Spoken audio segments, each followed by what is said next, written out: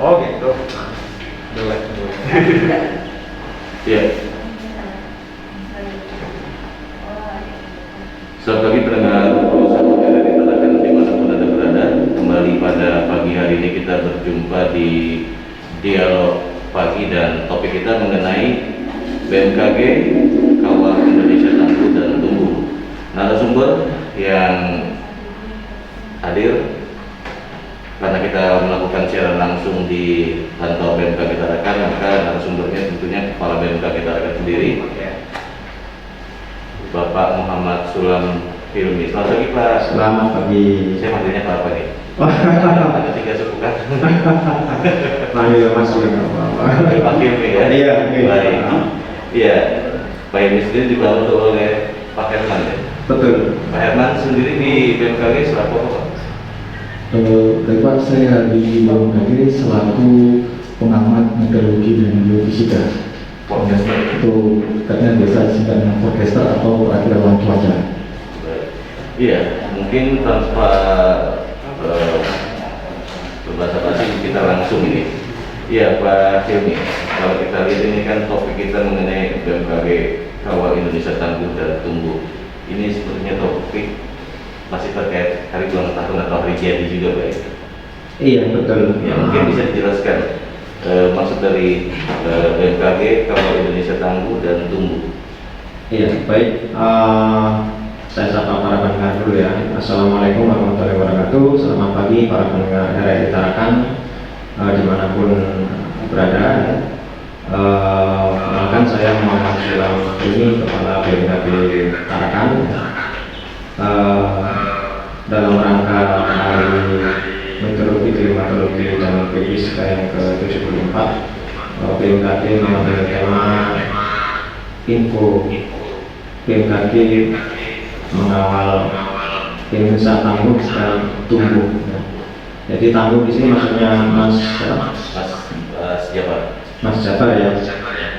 Jadi tangguh di sini maksudnya diharapkan dengan informasi yang dirilis oleh BMKG kepada masyarakat terkait dengan perakiraan cuaca, kemudian peringatan dini, dan lain-lain ya, diharapkan masyarakat bisa melakukan pola mitigasi yang paling tepat. Nah, jadi dengan mengetahui cuaca lebih tinggi ya, diharapkan bisa mengambil keputusan yang tepat untuk meminimalisir korban. Itu apa syarat untuk masuk tangguh ya.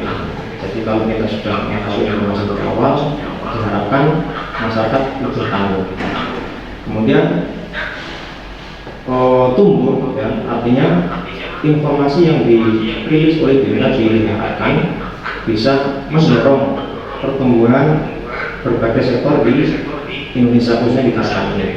Kita punya yang namanya program sekolah lapangan iklim ya, itu untuk mendorong pertumbuhan pertanian.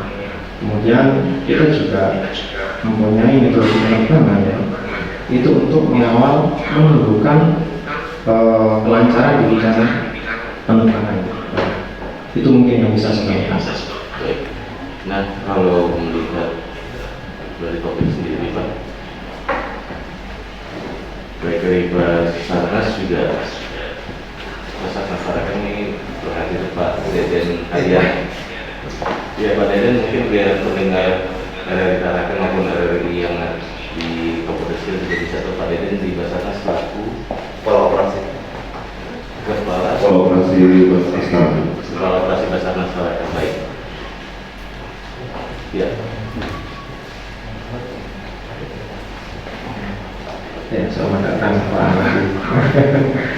Ya, ada yang narasumber lain juga telah berdatangan dan baik, kita langsung dulu ke BMKG pada dilanjutkan ini BPBD dan Basarnas. Ya, kalau untuk cuaca saat ini Pak, banyak masyarakat bertanya-tanya di sini. Ya. Terkait BMKG di wilayah Tarakan dan sekitarnya ini sebenarnya mengenai musim apa sih Pak? Iya, baik. Karena nanti baru seminggu sudah dibilang kemarau. Jadi memang kita dalam merilis informasi ke masyarakat khususnya di Tarakan ini, karena Tarakan sendiri tidak masuk dalam kategori yang mempunyai musim ya. Bahkan kita sudah bisa merasakan ketika tidak hujan dalam waktu 3 hari saja ya, panasnya cukup sangat menyenangkan. Jadi secara klimatologis yang menurut BMKG, Tarakan ini tidak ada kategori musim. Nah, menurut BMKG yang namanya musim kemarau, musim hujan, musim cari itu adalah dalam 10 hari ya, itu curah hujannya tidak sampai 50 meter, diikuti 2 kali dasarnya berikutnya. Ini yang menurut definisi BMKG. Nah, namun ketika kita merilis masyarakat, ya kita hanya menyampaikan kadang jangka pendek jangka depan kita seperti apa, 24 jam kita seperti apa. Untuk jangka panjangnya klimatologis kita biasanya merilis hanya perayaan musim. Namun demikian, saya sampaikan sekali lagi bahwa Tarakan tidak masuk dalam musim itu, jadi kita kecualikan. Jadi kita punya perayaan yang berbeda yang harus selalu diikuti oleh masyarakat. Jadi karakteristik cuaca di Tarakan ini berbeda dengan daerah lain. Betul sekali. Jadi tidak mengenal musim. Dalam 1 hari ya, kita bisa rasakan karena ada beberapa kali momentum hujan ya. Kemudian juga dalam yang kita rasakan adalah mungkin kalau masyarakat itu sudah paham ya, dalam sebulan 2 bulan itu pasti ada hujannya. Nah itu. Ya, saya mau ke Pak Deden. Ya Pak Deden, saksi keberadaan BMKG sendiri cukup berarti atau mungkin pencarian misalnya ketika dan kenapa? Oke, terima kasih. Jadi peran serta BMKG dengan operasi pencarian ini sangat penting sekali ya. Jadi menyangkut kita mengetahui cuaca dalam pencarian. Mungkin dalam di sini kan banyak di Tarakan ini banyak kecelakaan laut ya. Jadi kecelakaan laut itu sangat penting kita mengestimasi dan memperkirakan tinggi gelombang, kecepatan angin itu mempengaruhi pencarian kita Pak. Jadi kalau memang cuaca yang tidak memungkinkan menurut BMKG untuk pencarian, kita tidak melakukan pencarian itu karena memang betul dibilangkan Pak Firman tadi. Jadi di sini Tarakan tidak apa ya, cuaca itu tidak menentu ya dengan daerah lain ya.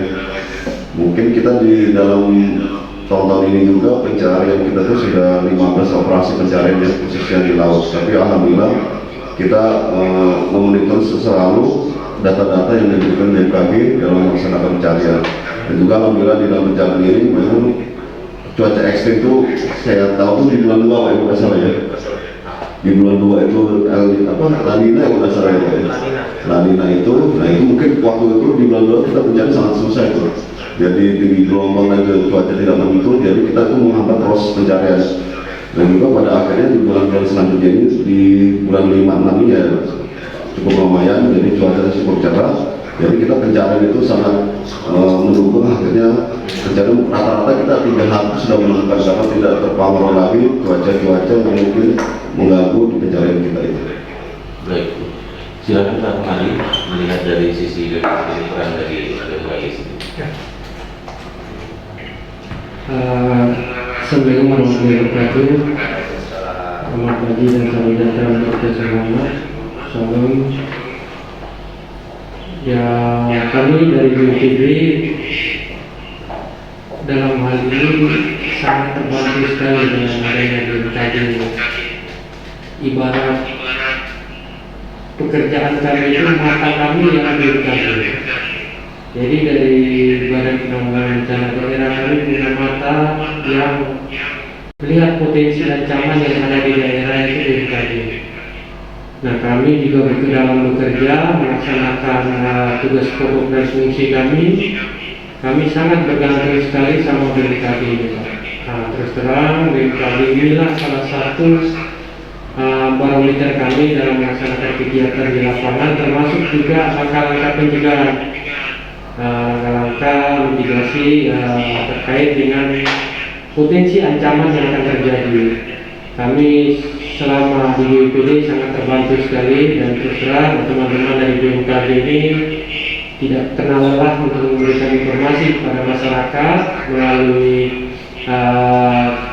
instansi teknis, termasuk juga kami BPD. Dan perlu juga kami sampaikan kepada masyarakat, kami dalam hal ini dari Badan Penanggulangan Bencana Daerah meneruskan seluruh informasi yang ada yang bisa diberikan oleh teman-teman di BMKG ini kepada Pak Camat, Lurah, dan RT yang ada di Kota Tarakan ini. Ya, sebagai bahan pertimbangan kemarin, sempat kita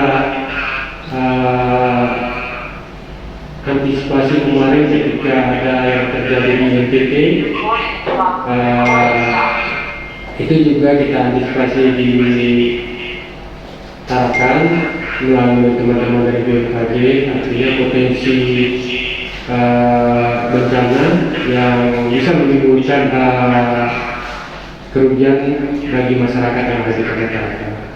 Nah, dalam hal ini kami dari pihak BPD terus terang sangat terbantu sekali dengan adanya BMKG ini, karena informasi yang diberikan BMKG ini menjadi barometer kami untuk selalu siaga di lapangan, termasuk juga apa yang disampaikan dari Pak BPD itu.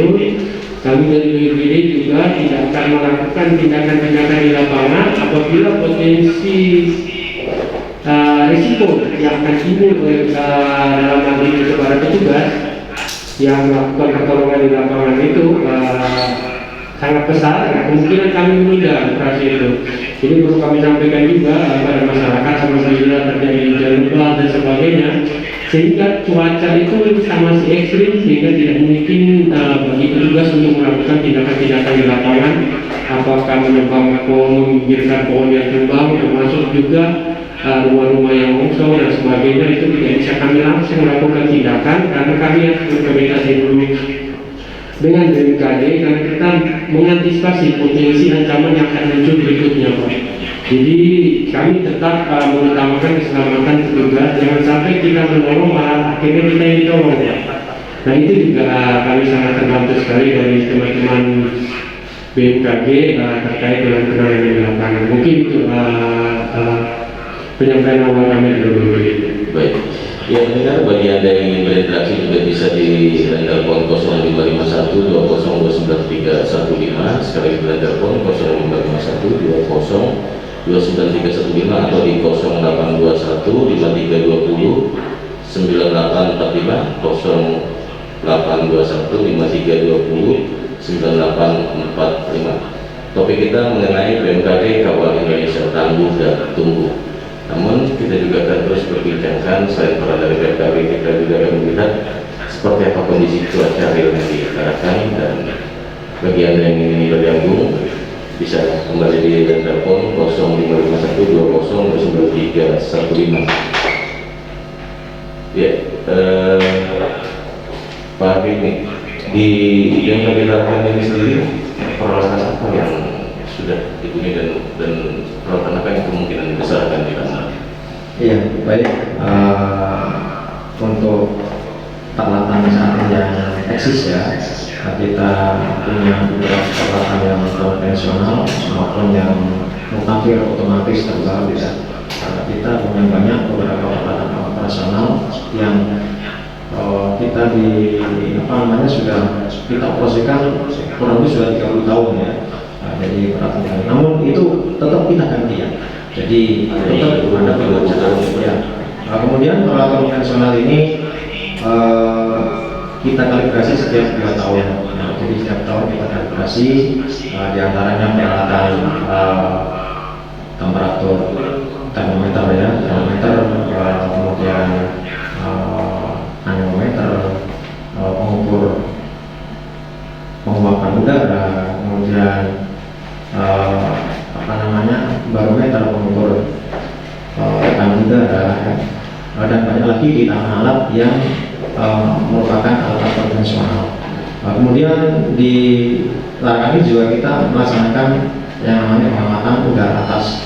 Jadi ketika kawan-kawan membuat suatu produk perkiraan ya, ini tidak tidak satu-satunya cara dengan pengamatan yang di darat saja, yang sama dibantu dengan perawatan di level udara atas ya. Kita punya dua macam di sini, yang pertama yaitu pilot balon ya, pilot balon ya. Jadi kawan-kawan menerbangkan balon ya, kemudian kita amati setiap 1 menit ya, ketinggiannya berapa, kecepatan arah anginnya berapa, nanti dari situ dihitung ya, dihitung apa namanya pola angin seperti apa. Yang kedua kita punya rason ya. Jadi dengan sama dengan balon ya, namun di situ dilengkapi dengan sebuah transmitter ya yang memancarkan kondisi atmosfer di tiap-tiap lapisan udara. Jadi di situ terkait dengan suhu udara, kelembapan udara, dan tekanan udara tiap lapisan ini diambil datanya. Nah, sampai lapisan berapa kilometer ke atas ya. Inilah yang kita lakukan setiap hari ya. Jadi kalau parason itu kita lakukan sehari 2 kali ya. Kemudian kalau timbal kita lakukan sehari 1 kali ya. Nah, kemudian ada juga alat-alat yang digitalisasi. Jadi untuk keselamatan penerbangan kita sudah memakai yang namanya AWOS ya. Jadi automatic weather observation system ya. Jadi kita sudah menetapkan sebuah sensor untuk pengamatan parameter cuaca di sisi landasan ya. Kemudian monitornya kita tampilkan di kantor kita dan di kontrol airnav ya. Jadi seperti itu. Kemudian yang terakhir kita juga punya radar cuaca ya. Nah, ini yang sangat vital bagi kita ya, karena ini coverannya sampai mencakup seluruh wilayah Kalimantan Utara. Dari situlah produk-produk yang mungkin bapak-bapak atau masyarakat Tarakan biasa menerima peringatan dini ya, dalam waktu 1 jam ke depan diperkirakan sampai jam 23 malam ada hujan dengan intensitas kencang hingga lebat disertai dengan kencang sampai jam segini ya. Itulah yang merupakan produk-produk dari peralatan radar cuaca kita. Nah itu itu terkait dengan peralatan dari berbagai tarakan. Baik, ya Pak Deden sendiri saya mungkin beralih ke Pak Deden. Silakan. Selaku SAR sendiri, kalau kita melihat kan lebih banyak dominasinya laut Pak ya. Kalau ketika terjadi kecelakaan sebenarnya di wilayah Tangerang, kira-kira daerah laut ini daerah mana Pak yang paling pernah ketika melakukan pertolongan yang tersusah di daerah perairan lain? Jadi kita rata-rata kalau di laut kita tidak ada penghambatan ya. Jadi paling sikarnya mempengaruhi. Tapi kita kalau dalam operasi itu malah di muara ya. Jadi muara-muara yang mungkin sungai itu yang tempat pertemuan arus laut dan sungai ya. Di situ juga satu faktor itu. Kedua mungkin binatang buas ya. Binatang buas sering kita itu penanganan orang diterkam buaya dan lain-lain. Tiga juga mungkin lalu lain kayu-kayu bekas atau apa yang menghambat pencarian. Jadi faktor untuk yang tersusun malah di sungai atau di muara. Bukan di laut ya? Di laut ya. Jadi di lautan hanya kita mengamati sikaran atau karangnya aja itu udah bisa fleksibel karena badan kita sudah cukup mengoptimalkan dalam mengantisipasi sikaran atau arus dan lingkaran arah angin tersebut. Tapi kalau di muara atau di pedalaman itu terhambat dengan faktor-faktor dari binatang buas, letak geografisnya yang mungkin bisa mempengaruhi bagi kita itu tersumbat dengan kotoran-kotoran yang ada di sungai, baik itu batang dan lain-lain. Dan ketiga juga mungkin wilayah-wilayah yang mungkin yang bisa mempengaruhi kita itu letak kita tidak tahu itu arusnya sekarang sungai itu arusnya sangat mempengaruhi ya. Tapi kalau di laut itu gelombang aja tapi tidak mempengaruhi secara signifikan. Jadi yang tersusah ya daerah-daerah muara atau sungai-sungai itu. Kalau di air di perairan tidak mempengaruhi. Di laut khususnya gitu. Ya, kalau dari catatan SAR sendiri, kalau kecelakaan kapal ini yang mayoritas yang diterkam buaya itu berapa banyak? Jadi kita di sini dalam tahun 2020 itu ada satu ya diterkam buaya ya, satu di biru, dan di tahun 2021 ini satu juga. Jadi satu juga diterkam buaya dan alhamdulillah kita berhasil menemukan ya. Pada tahun 2020 itu kita belah buayanya, tidak menemukan orangnya, tapi buayanya langsung kita belah. Bekerja sama dengan Polero untuk penembakan itu. Tapi yang tahun 2021 ini buaya mungkin tidak mau memakan orangnya, cuma memakan sebagian potongan-potongan kayak tangan atau apa itu. Jadi itu tim SAR dari Nunukan yang bergerak ya. Jadi kita di sini kita akan memiliki pos ya Nunukan yang terdekat daerah tersebut. Jadi mereka lah yang menemukan hal itu. Jadi yang susah itu memang kalau pencarian orang tertentu tidak begitu, tapi kalau sudah pencarian di rekam buaya karena di sini banyak petambak ya. Jadi kerja petambak tidak konsentrasi dia tidak fokus dengan bahaya di sekitarnya, akhirnya apa rekam, karena rata-rata kemarin orang petambak yang terekam malam dia melakukan aktivitas tidak mengetahui akhirnya terekam buaya. Artinya saat ini selain di cuaca juga ketika melakukan pertolongan tetap waspada terhadap buaya. Iya, Resiko ya. resiko karena kita dalam pencarian itu ada 3 hal ya kita tangani khusus ya. Jadi satu kecelakaan itu terdiri dari kecelakaan kapal dan penerbangan.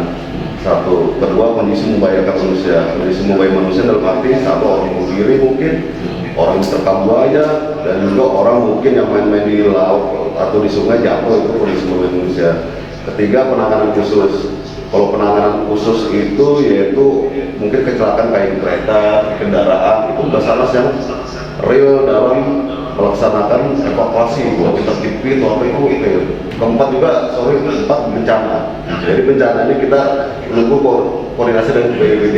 Mungkin BPBD sudah tanggap darurat, membutuhkan evakuasi, pencarian orang atau yang lainnya. Nah itu baru harus masuk. Tapi kalau tidak pada saat tanggap darurat dan tidak ada korban yang dicari, itu tetap kita tidak turun, tapi tetap berkoordinasi dengan BPBD. Kalau bencana khusus spesial bencana, karena SI Komandan kan BPBD bencana, kita masuk pada saat evakuasi, mungkin pencarian orang mungkin hilang, terseret arus satu jatuh dari longsoran, itu Basarnas lah masuk di situ. Ya. Kalau dari seluruh kecelakaan ini, kalau berbicara cuaca dari seluruh kecelakaan kapal yang ada di Jakarta, lebih banyak didominasi pengaruh cuaca alam atau human error. Jadi satu kadang-kadang human error dan kebanyakan di sini kapal mati mesin. Bukan kendala arus ya. Cuaca atau yang lain. Cuaca ya, cuaca sebagian. Karena satu kadang-kadang nelayan tuh nekat dengan kondisi mesin yang tidak spesifikasi dengan arus perjalanan maupun di gelombang, dia memakai mesin yang berapa PK rendah, akhirnya mati mesin.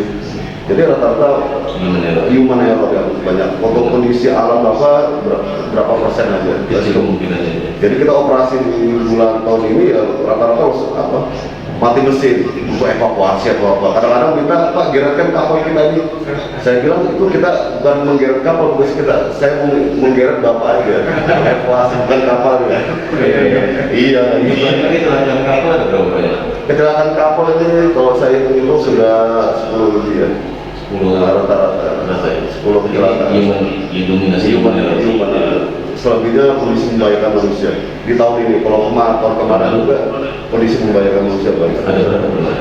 Itu kita operasi tahun 2020 itu 26 operasi. 26. Dalam setahun.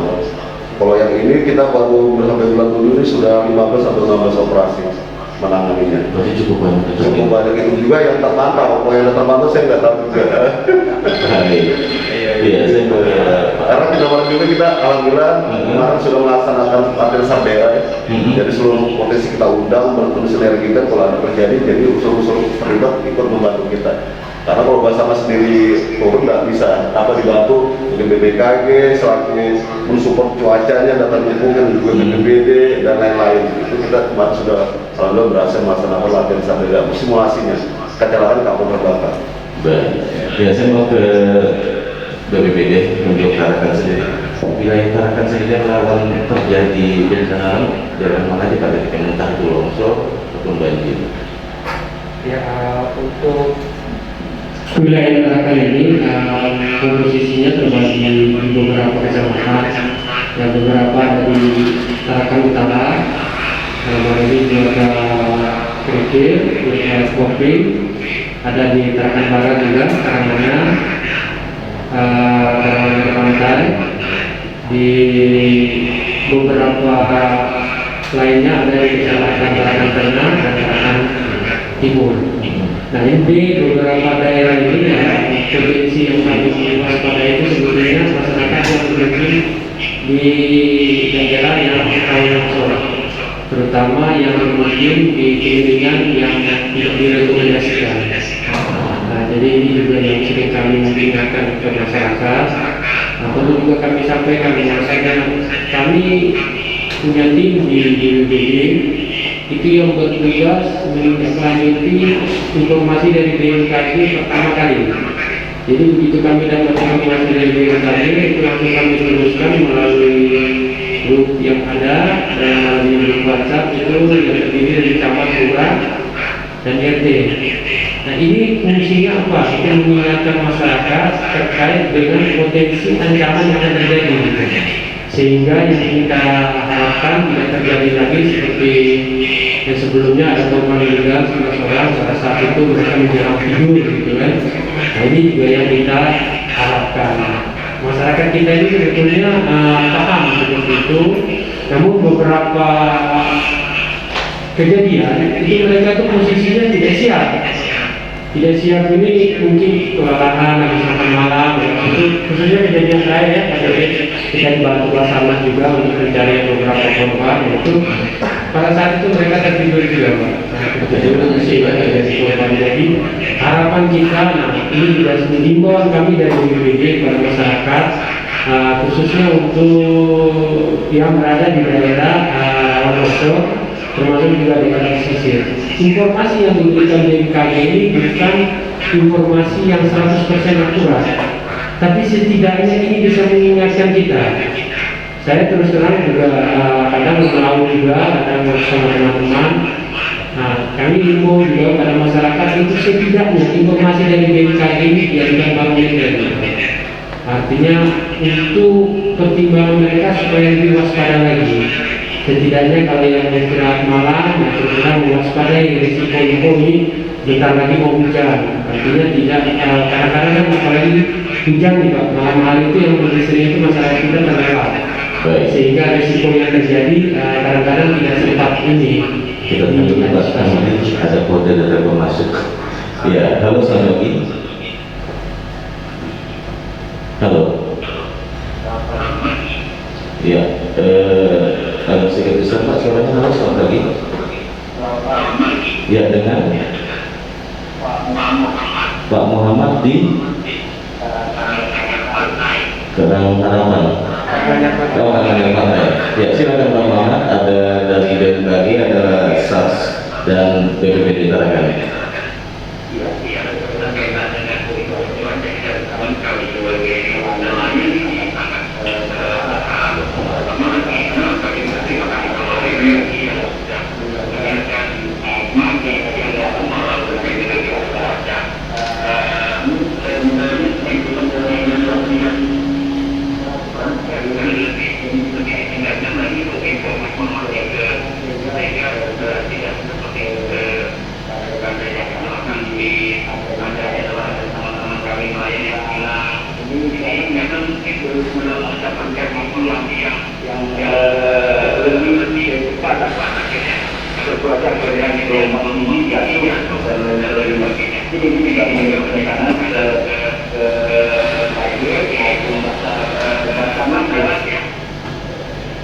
serta dari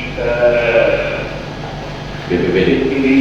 ini juga karena longsor dan banjir yang perlu menjadi meningkatkan informasi kepada masyarakat sehingga kami bisa dapatkan informasi bisa menghindari terkait dengan perencanaan. Baik, Pak Muhammad mungkin nelayan di daerah maka saya mungkin ke Pak Hilmi. Pak, saya ini kan berkaitan dengan gelombang laut. Betul. Nah, karena ini kalau kita nggak berbicara yang terendah nih. Nah, kemungkinan tertinggi bisa terjadi itu berapa meter? Oh baik, terima kasih. Selamat pagi Pak Muhammad ya, di Karanganyar Pantai tadi ya. Karanganyar ya. Terkait dengan potensi gelombang tinggi di perairan Tarakan ya. Sebelumnya kami ucapkan terima kasih atas pertanyaannya. Yang kedua ingin kami sampaikan bahwa kami setiap hari ya, itu juga merilis perkiraan ketinggian gelombang yang berlaku selama 24 jam ke depan ya.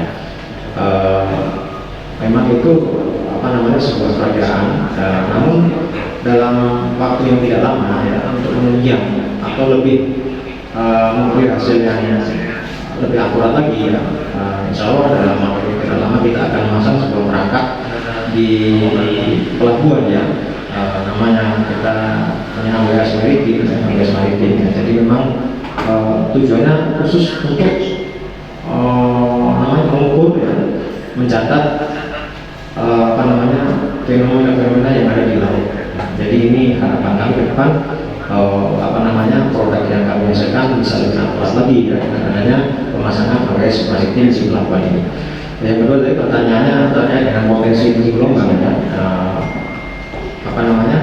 yang selama ini terjadi di wilayah Tarakan ya, memang bisa mencapai 4 meter atau lebih ya. Itu potensi tertinggi ya, kita sebutnya potensi tertinggi.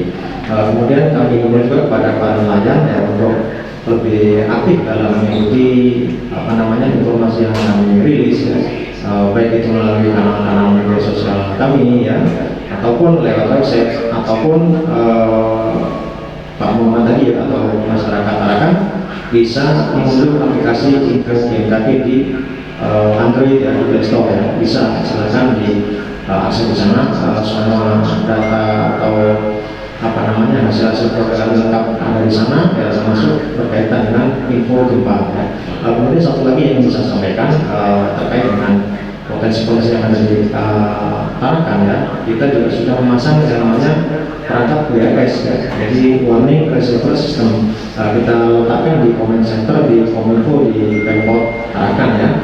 Jadi ketika ada informasi tentang peringatan dini early warning tsunami ya, di sana akan tertampang ya. Jadi itu adalah rilis resmi yang sudah dikeluarkan BMKG. BPBD atau Saintis itu sudah bisa menggunakan data itu untuk bahan atau patokan untuk evakuasi atau mitigasi. Jadi sudah kita pasang terutama kemarin di comment center Pemkot Tarakan. Mungkin itu yang bisa saya sampaikan menanggapi pertanyaan Pak Ahmad ya. Ya, bagi pendengar yang ada di Tarakan dan kawasan sekitar yang ingin berinteraksi bisa di telepon 0551 2029315. Saya masih ke Pak Ibu dulu. Ya, Pak, dalam kalau BMKG memprediksi ini dalam beberapa pekan ke depan, kemungkinan tinggi gelombang ada yang tinggi ini atau yang kecepatan lagi? Untuk ini saya punya forecaster ya, jadi ya mungkin masyarakat ada yang cuaca sudah mulai jadi saya masih masa adaptasi ya, menilai pola-pola yang ada di Tarakan. Jadi untuk yang ini ada kami punya forecaster yang masih belum bisa ditambahkan ini. Selama seminggu ini ya. Ya, baik, terima kasih Pak. Karena pertanyaan tadi yang dari Pak Ahmad tadi. Ya, jadi sebelumnya saya ingin menjelaskan dulu sedikit gambaran mengenai cuaca di Tarakan dan khususnya Kalimantan Utara. Jadi sebelum masuk ke Kaltara saya ingin banyak yang lebih luas itu nasional, karena beberapa teman-teman kita ini sering di media sosial membaca berita dan sebagainya. Jadi perlu diketahui juga memang saat ini sebagian besar wilayah Indonesia seperti wilayah Pulau Jawa, sebagian NTT dan NTB ini sudah memasuki masa musim kemarau. Nah, artinya sebagian, namun sebagian Indonesia lagi saat ini malah musim hujan. Artinya ada beberapa perbedaan cuaca terjadi di Indonesia. Ini perlu kita luruskan kepada para pendengar ini sekalian. Informasi cuaca ini tergantung dari wilayah masing-masing. Sedangkan untuk di wilayah Kalimantan Utara harus mengarahkan sendiri seperti itu jelas pertama. Kalau misalnya kita ini bukan wilayah yang musim kemarau. Non-zona ya? Iya, non-zona. Jadi berita-berita terkait musim kemarau itu tidak bisa terhubung dengan kondisi Tarakan, dan itu membuat kesalahan-kesalahan pemahaman dari masyarakat di sini. Dan terkait pertanyaan tadi, bagaimana prospek cuaca? Nah, jadi dengan tidak adanya musim kemarau bisa dipastikan memang pola hujan itu akan terjadi terus, atau potensi hujan itu masih dapat terjadi di wilayah utara dalam seminggu atau 7 hari ini. Namun perlu diketahui untuk intensitasnya ini cukup bervariasi, Pak. Jadi di wilayah Tarakan ini kalau pada malam hingga dini hari kita dapat bervariasi dengan hingga lebat. Artinya hujan-hujan terjadi di wilayah Tarakan ini kemungkinan hujan lokal juga sangat sering. Artinya mungkin saja dari dengar atau mungkin dari pemirsa sering hujan lebat di hujan tahun, tapi di wilayah lintas hujannya ringan. Nah, adanya hujan lokal ini karakteristik uniknya di wilayah Tarakan. Jadi pemahaman kita mengenai kondisi cuaca di Tarakan ini yang perlu kita harus sesuaikan. Nah, terkait potensi itu, jadi pada malam dini hari potensi hujan ringan hingga lebat bisa dapat terjadi. Biasanya di malam dini hari ini hujannya hampir rata. Namun begitu juga potensi hujan di siang hari. Nah, di siang hari ini hujan-hujan lokal yang sering terjadi di wilayah Tarakan. Artinya bisa saja hujan di wilayah Juwata, namun di wilayah Sulit atau wilayah Lengkok cerah. Demikian gambaran untuk kondisi cuaca di wilayah Tarakan. Jadi berhubungan dengan Pak Ahmadi tadi, kalau malam setelah makan jangan langsung tidur, cari informasi dulu. Karena kalau dari jawaban Pak Herman, malam hujan lebatnya juga di malam hari lebih sering ya Pak ya? Iya. Dibanding siang ya? Iya. Ya silakan Pak. Pak Muhammad ya, Karangan Pantai ya Pak, nanti dikonfirmasi juga mungkin sama Pak RT-nya, Pak termasuk pihak kelurahan. Itu yang saya sampaikan juga Pak, kami dari BPBD walaupun secara regulasi teman-teman dari BMKG sudah menginformasikan kemana-mana terkait dengan wilayah kerjanya. Nah, kami dari BPBD juga meresponnya itu untuk meneruskan ke grup kecamatan dan kelurahan. Nah, itu juga kami sudah minta untuk Pak Camat dan Pak Lurahnya untuk meneruskan ke RT. Nah, itu juga kami harapkan juga Pak RT-nya itu ada grup di wilayah RT-nya masing-masing, yang minimal juga terwakili oleh kepala keluarga yang ada di wilayah RT-nya, sehingga informasi dari BMKG ini terus tersampaikan. Jadi apa yang disampaikan tadi dari Pak Muhammad kalau salah tadi ini, informasi ini tersalurkan gitu, sehingga masyarakat yang mungkin ingin beraktivitas di laut bisa mengantisipasi ini. Jadi kami juga berharap itu ya kenali risiko, kurangi bahaya dan itu yang juga harus ini kita antisipasi supaya tidak terjadi hal-hal yang tidak kita inginkan. Mungkin itu tambahan dari kami. Sebelum saya ke Pak Deden, saya masih ke Pak Ahmad ya. Jadi saya masih ingat perkiraan Pak Ahmadi, perkiraan, berarti tidak 100% ini bisa tepat. Saya ingin tahu sebenarnya ketika memperkirakan sebuah cuaca, estimasi ketepatannya berapa persen? Iya, baik, terima kasih sebelumnya. Jadi ini pertanyaan cukup baik mengenai verifikasi perkiraan. Jadi di BMKG sendiri kita sebenarnya melakukan yang namanya verifikasi. Kita namanya verifikasi perkiraan di masing-masing kecamatan. Nah, adapun sebenarnya kalau dibilang 100% kita memang saat ini bahkan di beberapa kota maupun dunia tidak dapat 100%. Iya, tetapi kita sudah melakukan evaluasi atau verifikasi untuk wilayah Tarakan ini. Tingkat verifikasi berkisar antara 80 hingga 90%. Artinya kita ada nilai error 10%. Nah, nilai error itu pun kita bisa jelaskan. Kenapa kita sebut nilai error? Karena saat kita memperkirakan cuaca di wilayah Tarakan, kita mengambil kemungkinan terburuk. Misalnya, kita tahu daerah aman hujan, daerah bandara berhujan. Di BMKG kita mengambil kondisi-kondisi terburuk, kita ambil kondisi cuaca di aman. Sementara verifikator kita ada di wilayah bandara. Nah, inilah yang harus dibentuk. Secara kumulatif hujan terjadi, namun secara fisik atau verifikasi kita ini karena tadi karakteristik wilayah Tarakan ini tidak rata. Artinya pola-pola hujan lokal ini yang mungkin sebenarnya hujan, tapi nggak dirasakan masyarakat hujan di Tarakan.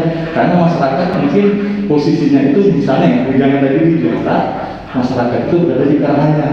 Bisa saja dengan merasa, oh nggak hujan ya Pak ya. Padahal masyarakat yang hujan ini gitu ya. Jadi itu yang hujan. Iya. Adapun terkait kita punya bakaran cuaca ada ketinggian gelombang. Ketinggian gelombang ini juga bervariasi Pak. Jadi kalau kita mau ngambil ketinggian gelombang itu kita ketinggian maksimum. Dulu di awal saya berdinas di Tarakan itu ada teman-teman yang langsung cek ke pelabuhan dan ukur tingginya. Pada sesuai. Mungkin dia akan verifikasi gelombang. Namun yang kita lihat ini titik ini ngambil yang maksimum. Ya, dimensi untuk tinggian ini ada wilayah-wilayah yang semakin ke arah utara, semakin Sulawesi Barat itu ini karena sama dengan wilayah Pelabuhan. Dan ini ini kita ambil dengan tujuan kita. Kenapa kita mengambil kemungkinan terburuk? Artinya estimasi terburuk seperti ini. Jadi masyarakat tadi waspada disampaikan dari BPD untuk lebih waspada. Nah, waspada ini perlu terkait dengan informasi yang sebelum tadi. Mungkin itu aja Pak dari Ya, bagi pendengar yang mendengarkan siaran ini, yang tadi dikatakan adalah Pak Herman, 90% keakuratannya, sebab kalau sampai 100% itu hanya milik Tuhan. Iya, saya mau ke Pak Deden. Pak Deden sendiri luas cakupan untuk operasi kan cukup luas ini, banyak kabar ya. Kalau peralatan yang dimiliki SAR sendiri apa aja nih Pak? Jadi Apakah masih akan bertambah atau masih sudah cukup ini? alhamdulillah, jadi peralatan kita tetap masih kurang ya. Masih alhamdulillah ya. Personel kurang, SDM kurang. Jadi alhamdulillah tahun ini ada proyek CPNS juga. Jadi tahun ini sudah proyek CPNS untuk menambah personel kita karena sekarang SDM kita 10 menghandle Kaltara. Itu 10 orang ditambah yang di pos 3, jadi 13 semua. Jadi kita SDM kurang, peralatan alhamdulillah ya kita maksimalkan ya, meski agak kurang. Jadi kita peralatan terbagi dua ya, ada peralatan darat sama peralatan laut ya. Jadi kalau peralatan laut itu ya berarti alur kita tuh ada kapal sudah alhamdulillah ya. Jadi kapal kayak Seta 252 ini untuk menghandle nanti jika kita mungkin operasi besar ya, mungkin di perbatasan itu mungkin panjang 40 meter dengan dibekali juga tentang alat-alat canggih yang di situ ya untuk mendeteksi korban ya. Kedua juga kita ada sea reader, ada juga rig itu untuk menjangkau yang mungkin itu di muara yang tidak terjangkau dengan kapal-kapal yang besar ya, itu kita menghandle itu. Ketiga juga kita mungkin di darat itu kita ada peralatan monitoring ya. Jadi kita siap-siap juga monitoring itu akhirnya alat-alat yang mungkin dengan vertikal ya, ketinggiannya. Mungkin kita bisa menjangkau di hutan, kebencanaan mungkin itu kita miliki semua di Basarnas. Tapi hal ini juga kita tidak serta-merta itu cukup kurang malah ya.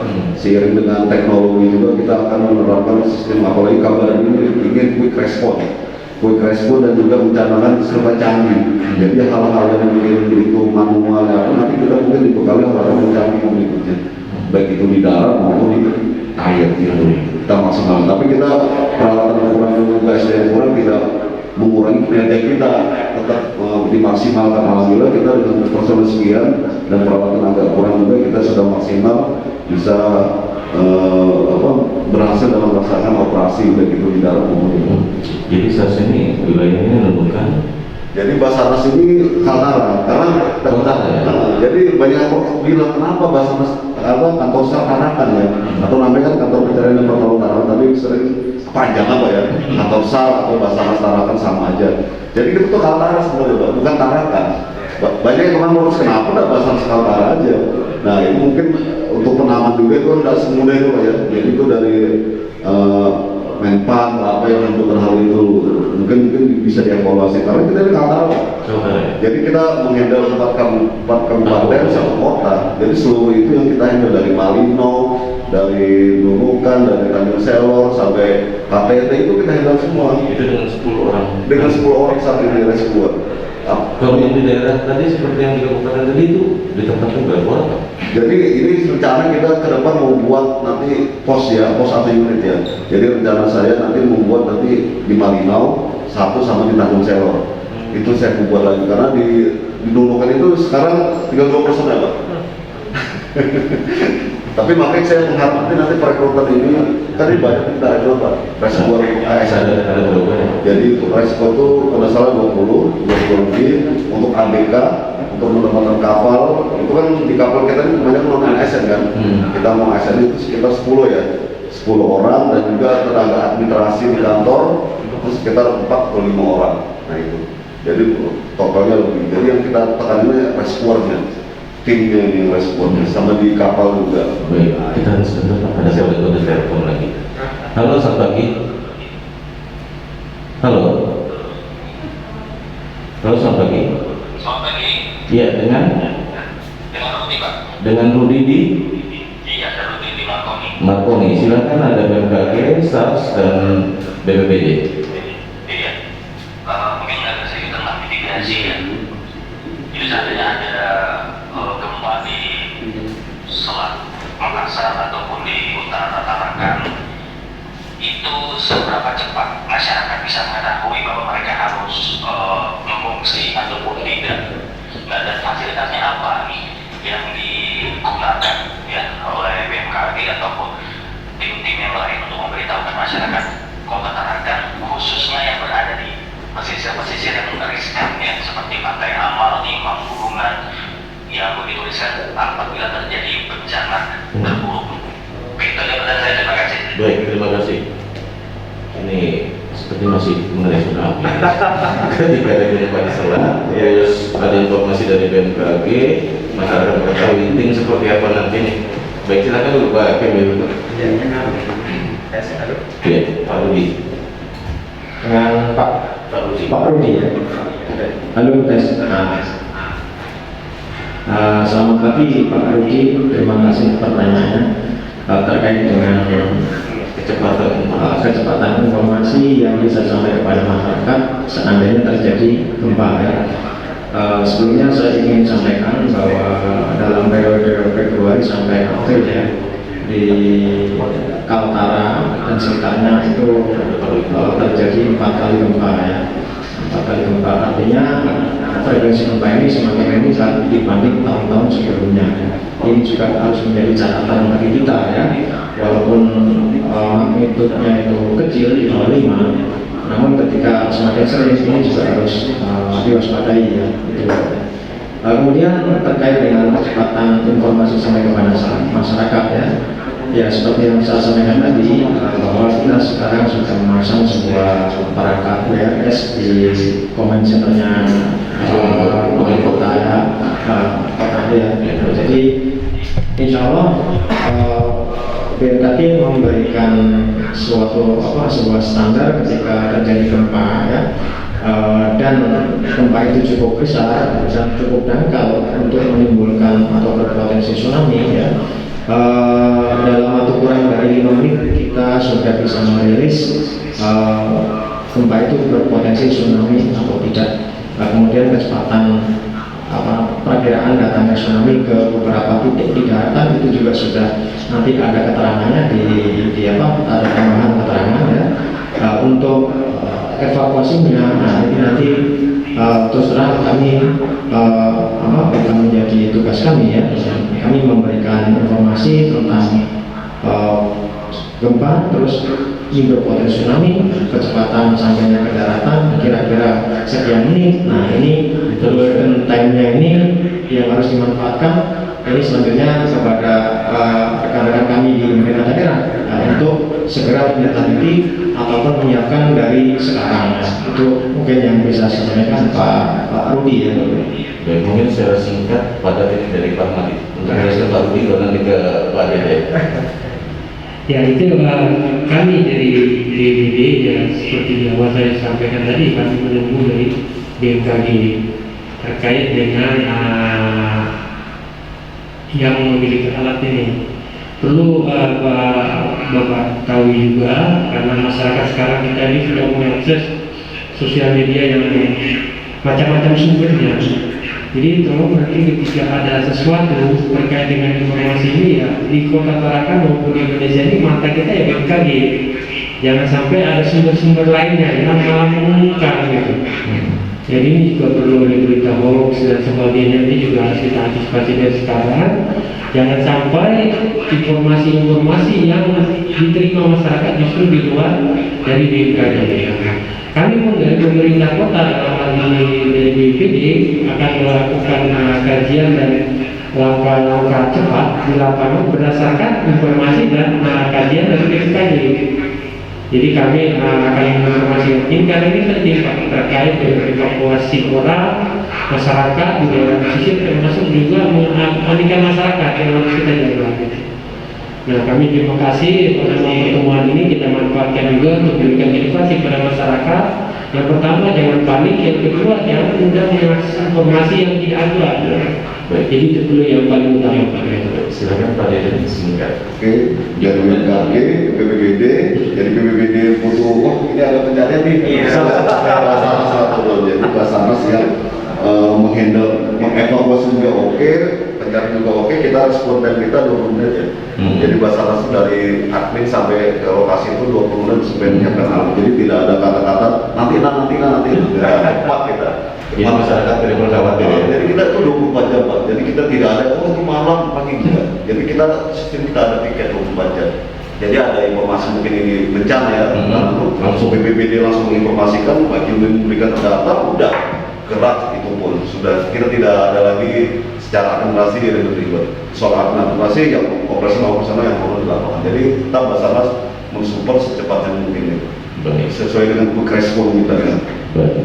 Ya mungkin Pak Wibi dan pendengar lainnya yang berada di sekitar pesisir ketika ada bencana mungkin tidak perlu khawatir karena ketika pemberitahuan dari BMKG itu akan diteruskan segera cepat, gerak cepat pun dari pihak-pihak yang instansi yang berkepentingan juga akan segera turun ke lapangan jika memang terjadi bencana yang membahayakan manusia.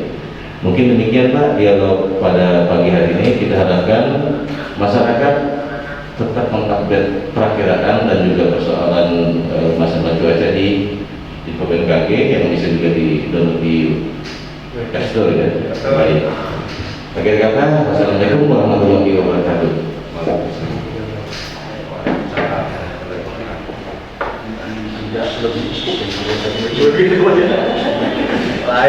Jadi kalau secara di sini kita pakai mikro Kalau memang masalah seperti itu kita pergi masalah kami aja kita Indonesia Lah itu BPD-nya kan iya Indonesia yang banyak informasi kan betul Pak. Makanya saya bilang bisa masyarakat lebih jauh. Nah sementara BMKG sendiri belum. Itu penting Pak. Itu yang tadi kita mengikuti ajaran dari Indonesia yang Indonesia kita Kawan-kawan di Indonesia Raya.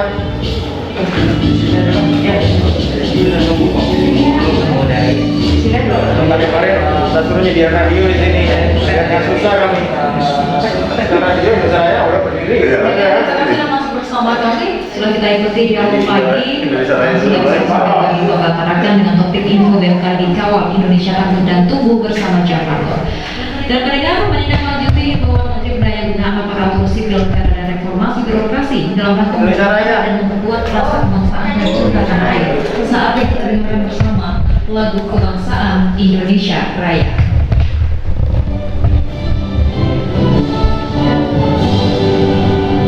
Indonesia tanah airku, tanah tumpah darahku.